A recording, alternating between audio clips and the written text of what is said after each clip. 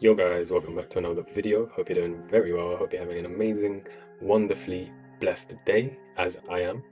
In today's video, I will show you my second loss in a row, back to back, because I didn't fancy taking profit at 2R, because I've trained myself to take profit at 3R.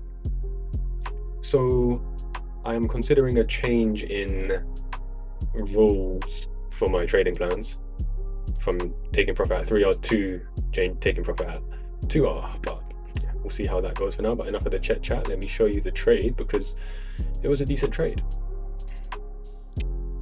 So we're going to start with a clean chart on the 1 hour time frame.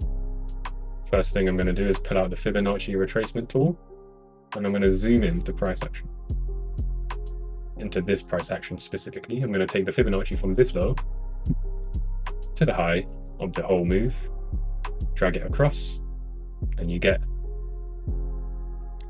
0.886. If you haven't got that on your settings, be sure to turn it on, or just you basically have to put it in yourself. 0.886.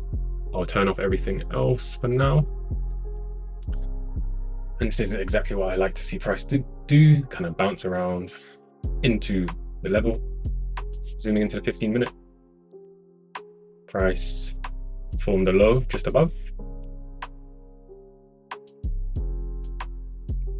and then eventually swept the low, which took about an hour and a half.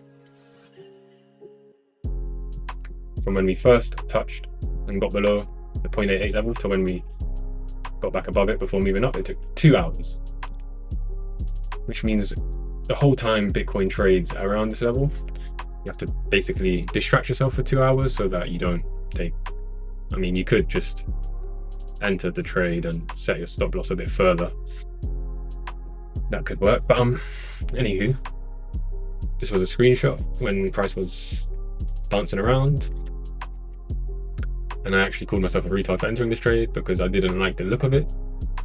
Bearing in mind my stop loss was pretty tight at the moment, but I eventually moved it further, which actually played out really well. This is more screenshots. This is what happened after 2 hours.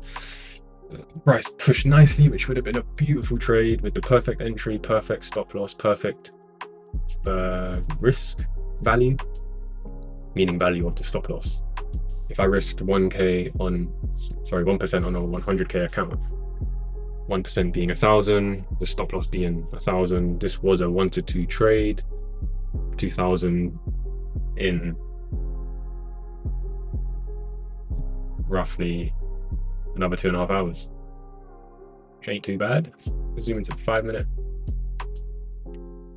I was looking at price here, but unfortunately didn't make the decision to close my position because I was greedy. Actually, we ran into 618 taken from that high, but if you take it from that high, it still works. I should have taken profit there, and from now on I'm going to be taking profit at the 618 of the recent leg, just because that's kind of the middle of the bell curve, you could say. It's the most common thing it's the most common level that will get hit. So instead of stressing about further or lower, you just set your TP there, and most of the time it should play out. But obviously I didn't do that. Yeah, this is just screenshots of when it was happening, different time frames.